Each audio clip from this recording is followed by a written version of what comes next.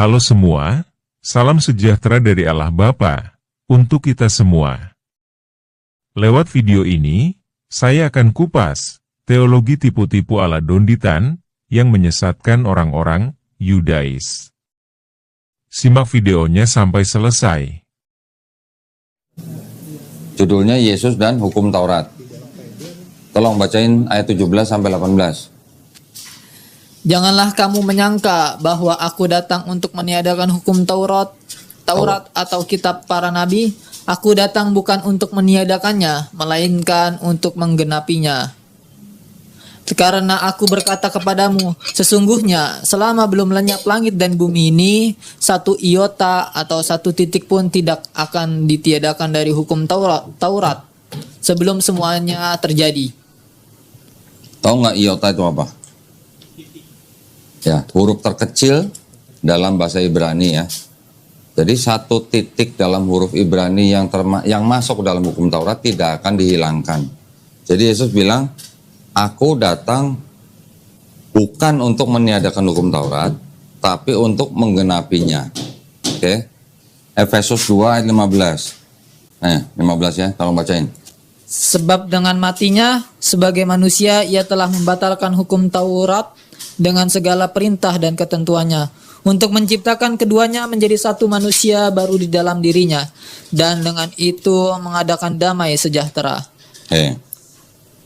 Di satu sisi, Yesus bilang, jangan kamu menyangka aku datang untuk meniadakan hukum Taurat. Ya. Aku datang bukan untuk meniadakan Taurat, tapi untuk menggenapinya. Lebih mudah langit dan bumi hancur dibandingkan satu iota pun dihilangkan. Berarti Yesus hidup dengan hukum Taurat, dan hukum Taurat itu tidak dihilangkan, artinya tetap diikuti oleh Yesus. Ini menurut teks di Bible ya, tadi Matius 5:17 kan. Sedangkan Paulus mengajarkan, sebab dengan matinya Yesus sebagai manusia di atas kayu salib, Yesus telah membatalkan hukum Taurat. Ini perkataan Paulus. Sama nggak dengan perkataan Yesus? Beda ya. Terlepas daripada yang di Matius 5:17 itu benar-benar perkataan Yesus atau bukan, tetapi yang jelas berkontradiksi dengan apa kata Paulus di sini. Ya. Yang jelas Paulus bilang dengan matinya Yesus di atas kayu salib, Yesus telah membatalkan hukum Taurat. Ini berbeda ya. Jadi jelas buat orang Kristen yang mereka ikuti yang mana? Yang Paulus atau yang Yesus? Cuplikan video tersebut membuktikan kepada kita semua sebuah model teologi tipu-tipu yang coba diterapkan oleh Donditan kepada para pengikutnya yang berpikir labil atau mudah menerima segala pernyataan tanpa menggunakan akal sehatnya. Dalam hal ini Donditan berusaha membenturkan sabda Yesus dengan ajaran Rasul Paulus.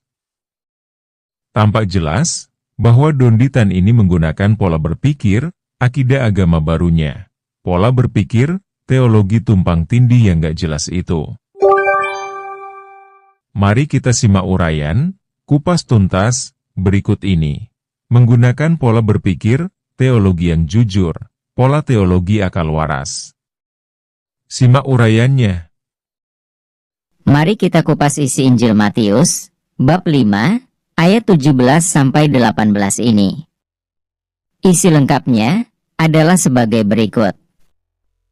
Janganlah kamu menyangka bahwa aku datang untuk meniadakan hukum Taurat atau kitab para nabi. Aku datang bukan untuk meniadakannya, melainkan untuk menggenapinya. Karena aku berkata kepadamu, sesungguhnya selama belum lenyap langit dan bumi ini, satu iota atau satu titik pun tidak akan ditiadakan dari hukum Taurat sebelum semuanya terjadi. Simak bacaan atau tanggapan teolog mabuk, Donditan, berikut ini. Aku datang bukan untuk meniadakan Taurat, tapi untuk menggenapinya. Lebih mudah langit dan bumi hancur dibandingkan satu iota pun dihilangkan. Perhatikan kalimat yang berwarna biru, yaitu sebelum semuanya terjadi.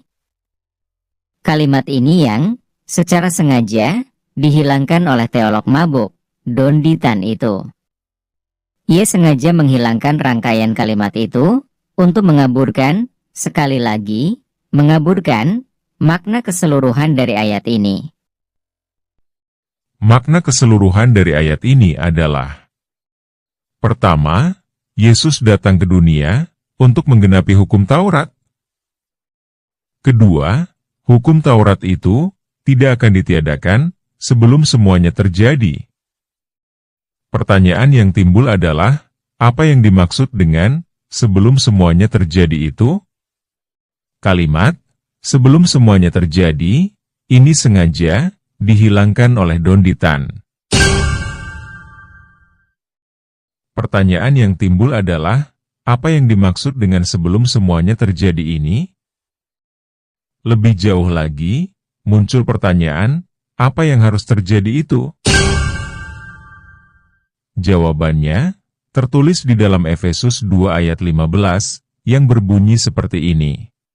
Sebab dengan matinya sebagai manusia, ia telah membatalkan hukum Taurat dengan segala perintah dan ketentuannya, untuk menciptakan keduanya menjadi satu manusia baru di dalam dirinya, dan dengan itu mengadakan damai sejahtera. Perhatikan kalimat yang dicetak tebal dan berwarna biru, matinya sebagai manusia. Artinya, kematian Yesus sebagai manusia, inilah yang harus terjadi itu. Jadi, peristiwa kematian manusia Yesus ini harus terjadi dulu, sebagai penggenapan isi kitab Taurat. Kematian Yesus sebagai manusia, inilah yang membuktikan bahwa Yesus itu adalah seorang Mesias, sebagaimana yang diuraikan dalam kitab Taurat. Kematian Yesus sebagai manusia, ini tidak berarti kematian Yesus sebagai ilahi. Jadi, yang mati adalah manusia Yesus, bukan Yesus sebagai sosok ilahi. Jadi, kematian Yesus sebagai manusia, inilah yang membatalkan hukum Taurat dan semua perintahnya. Hal ini dilakukan untuk menciptakan manusia baru, yang menyatukan orang Yahudi dan bukan Yahudi, menjadi Yerusalem yang baru. Dengan demikian, permusuhan antara keduanya dihapuskan dan terciptalah sebuah kedamaian di bawah kuasa Yesus sebagai yang ilahi. Perlu dipakai sebagai bahan acuan, kita, umat Kristiani, mengaku Yesus ini memiliki dua kodrat yang berbeda dalam satu kesatuan, yaitu: pertama, Yesus memiliki kodrat manusia seutuhnya, ini yang dikenal dengan manusia Yesus itu. Manusia Yesus inilah yang wafat disalibkan, kemudian bangkit dari antara orang mati pada hari yang ketiga. Manusia Yesus inilah yang menebus dosa manusia, dan kemudian diangkat ke surga, lengkap dengan jasmani dan rohaninya, karena memang ia berasal dari Allah. Kedua, Yesus ini memiliki kodrat ilahi seutuhnya, karena dialah Alfa dan Omega, yang ada sebelum segalanya ada, dan hidup serta berkuasa sampai selama-lamanya. Yesus memiliki kodrat ilahi, karena dialah firman Allah itu sendiri. Itulah sebabnya, maka Yesus disebut Tuhan Allah, yang disebut terutama di bumi dan di akhirat, serta akan datang kembali sebagai Hakim akhir zaman. Tidak ada di dunia ini seorang nabi pun yang memiliki kodrat ilahi seperti Yesus. Kembali ke permasalahan awal, sebenarnya, jika kita menggunakan paham teologi yang waras, maka apa yang diungkapkan dalam kitab Injil Matius 5, ayat 17-18 ini, tidak ada pertentangan dengan apa yang tertulis di dalam surat Efesus 2, ayat 15. Di dalam Injil Matius 5, ayat 17-18 ini menjelaskan penegasan Yesus bahwa hukum Taurat tidak dibatalkan sebelum semuanya terjadi. Hukum Taurat tidak dibatalkan sebelum ada penggenapannya atau sebelum digenapi. Penggenapan ini jelas terbaca dengan kata-kata, sebelum semuanya terjadi. Selanjutnya, Paulus, di dalam surat Efesus 2, ayat 15, menjelaskan dengan gamblang perihal penggenapan yang dimaksud oleh Yesus sendiri. Penggenapan yang seperti apa? Kematian manusia Yesus, inilah penggenapannya. Jadi, kematian manusia Yesus ini menggenapi semua hukum Taurat tentang keberadaan Mesias yang menebus dosa seluruh umat manusia itu. Logika teologi waras ini memang tidak dapat dipahami oleh Donditan yang memiliki pola pikir teologi tipu-tipu. Semoga semua orang jadi tercerahkan.